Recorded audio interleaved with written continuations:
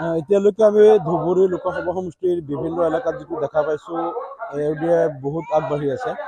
মানে এসপ্তাহ আগলৈকে AUDFৰ ইয়াত যিটো স্থিতি আছিল, তাতকৈ ইয়াত আজিৰ দিনত প্ৰায় 3 গুণ ভোট বৃদ্ধি হৈছে। অলপ যদি ক'ৰবাত মানুহ অলপ নাৰাজ আছিল কিবা কাৰণত, এতিয়া চব ফালৰ পৰা এটা ভাল খবৰ আহি আছে।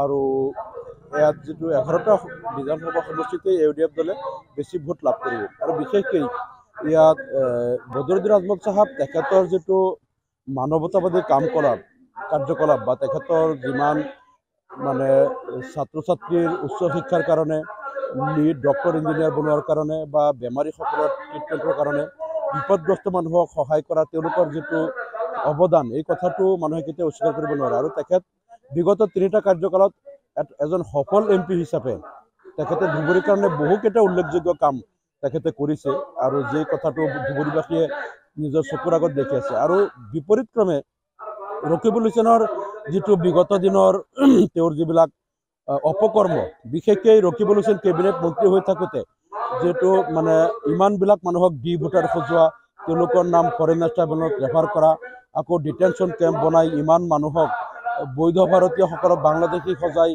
বন্দী কৰা, গোৱালপাৰাত এটা বৃহত্তম ডিটেনশ্যন কেম্প চেংচন দিয়া, আৰু যিবিলাক চৰ চাপৰি মানুহক মাটিৰ পট্টা নিদিয়া, নদীৰ গৰাখহনীয়া সমস্যাৰ সমাধানৰ কাৰণে একো কাম নকৰা, এই যে যিমান অপকৰ্ম তেওঁলোকে কৰিছিল, তৰুণ গগৈৰ প্ৰত্যেকটা অপকৰ্মৰ এজন সহযোগী আছিল ৰকিবুল হুছেইন। তেওঁ কোনোদিন সংখ্যালঘু বিৰোধী এই কাম কাজৰ কোনো প্ৰতিবাদ কৰা নাই বা তৰুণ গগৈৰ ওচৰত কোনোদিন দাবীও। এতিয়ালৈকে আমি ধুবুৰী লোকসভা সমষ্টিৰ বিভিন্ন এলেকাত যিটো দেখা পাইছোঁ, AUDF বহুত আগবাঢ়ি আছে।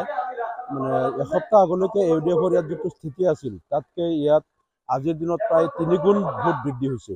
অলপ যদি ক'ৰবাত মানুহ অলপ নাৰাজ আছিল কিবা কাৰণত, এতিয়া চব ফালৰ পৰা এটা ভাল খবৰ আহি আছে। আৰু ইয়াত যিটো 11টা বিধানসভা সমষ্টিতে AUDF দলে বেছি ভোট লাভ কৰিব। আৰু বিশেষকৈ ইয়াত বদৰুদ্দিন আজমল চাহাব তেখেতৰ যিটো মানৱতাবাদী কাৰ্যকলাপ বা তেখেতৰ যিমান মানে ছাত্ৰ ছাত্ৰীৰ উচ্চ শিক্ষাৰ কাৰণে, নিট ডক্টৰ ইঞ্জিনিয়াৰ বনোৱাৰ কাৰণে বা বেমাৰীসকলৰ ট্ৰিটমেণ্টৰ কাৰণে, বিপদগ্ৰস্ত মানুহক সহায় কৰা তেওঁলোকৰ যিটো অৱদান, এই কথাটো মানুহে কেতিয়াও অস্বীকাৰ কৰিব নোৱাৰে। আৰু তেখেত বিগত 3টা কাৰ্যকালত এজন সফল MP হিচাপে তেখেতে ধুবুৰীৰ কাৰণে বহুকেইটা উল্লেখযোগ্য কাম তেখেতে কৰিছে, আৰু যি কথাটো ধুবুৰীবাসীয়ে নিজৰ চকুৰ আগত দেখি আছে। আৰু বিপৰীতক্ৰমে ৰকিবুল হুছেইনৰ যিটো বিগত দিনৰ তেওঁৰ যিবিলাক অপকৰ্ম, বিশেষকৈ ৰকিবুল হুছেইন কেবিনেট মন্ত্ৰী হৈ থাকোঁতে যিহেতু মানে ইমানবিলাক মানুহক ভোটাৰ সজোৱা, তেওঁলোকৰ নাম ফৰেইনাৰ ট্ৰাইব্যুনেলত ৰেফাৰ কৰা, আকৌ ডিটেনশ্যন কেম্প বনাই ইমান মানুহক, বৈধ ভাৰতীয়সকলক বাংলাদেশী সজাই